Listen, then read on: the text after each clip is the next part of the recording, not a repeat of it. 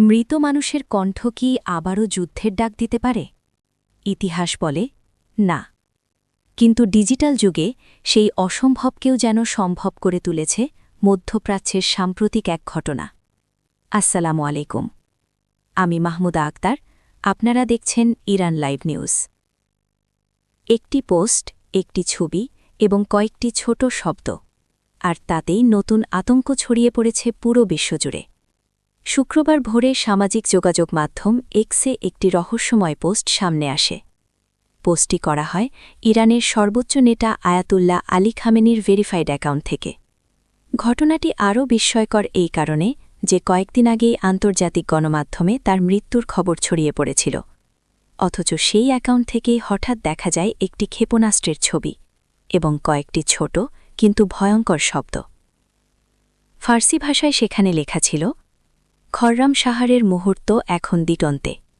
এই একটি বাক্যই যেন নতুন করে উত্তেজনা তৈরি করেছে পুরো মধ্যপ্রাচ্যে, কারণ খররাম শাহর কোনো সাধারণ শব্দ নয়, এটি ইরানের অন্যতম শক্তিশালী ব্যালিস্টিক মিসাইলের নাম।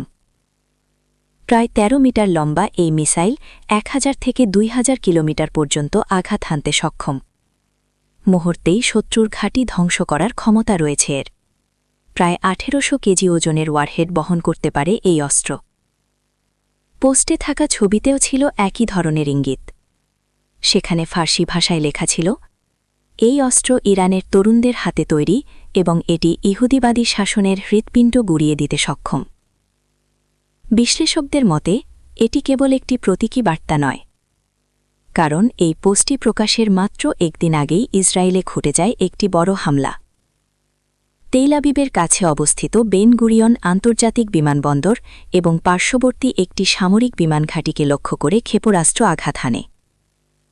ইসরায়েলি সামরিক সূত্রের দাবি, এই হামলায় ব্যবহার করা হয়েছে খররাম শাহর 4 ধরনের মিসাইল। বিভিন্ন প্রতিবেদনে বলা হচ্ছে, ইরানের সামরিক বাহিনীও পরবর্তীতে এই হামলার দায় স্বীকার করেছে। তাদের বক্তব্য অনুযায়ী প্রায় ১ টন বিস্ফোরণ বহনকারী মিসাইল সরাসরি ইসরায়েলের গুরুত্বপূর্ণ অবকাঠামোকে লক্ষ্য করে নিক্ষেপ করা হয়েছে। এই ঘটনার পর থেকেই তীব্র উদ্বেগ তৈরি হয়েছে যুক্তরাষ্ট্র এবং ইসরায়েলের নিরাপত্তা মহলে। ওয়াশিংটনের রাজনৈতিক উত্তেজনাও বাড়তে শুরু করেছে। বিশেষ করে সাবেক মার্কিন সামরিক কর্মকর্তারা প্রশ্ন তুলেছেন প্রেসিডেন্ট ডোনাল্ড ট্রাম্পের ঘোষিত সামরিক পরিকল্পনা নিয়ে। তাদের দাবি, কথিত অপারেশন এপিক ফিউরি আসলে বড় কোনো কৌশলগত সামরিক পরিকল্পনা নয়, বরং এটি যুক্তরাষ্ট্রের আসন্ন মধ্যবর্তী নির্বাচনের আগে রাজনৈতিক সমর্থন আদায়ের একটি প্রচেষ্টা হতে পারে।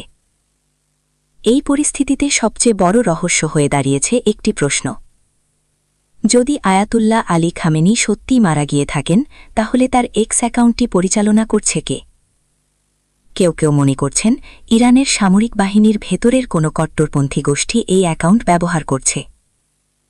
আবার অন্য বিশ্লেষকদের মতে এটি হতে পারে এক ধরনের মনস্তাত্ত্বিক যুদ্ধ, যেখানে মৃত নেতার ডিজিটাল উপস্থিতিকেই ব্যবহার করা হচ্ছে ভয় এবং ভ্রান্তি তৈরি করার অস্ত্র হিসেবে। এই ঘটনার প্রভাব শুধু রাজনীতিতে সীমাবদ্ধ নেই, বিশ্ববাজারেও এর প্রতিক্রিয়া দেখা দিতে শুরু করেছে।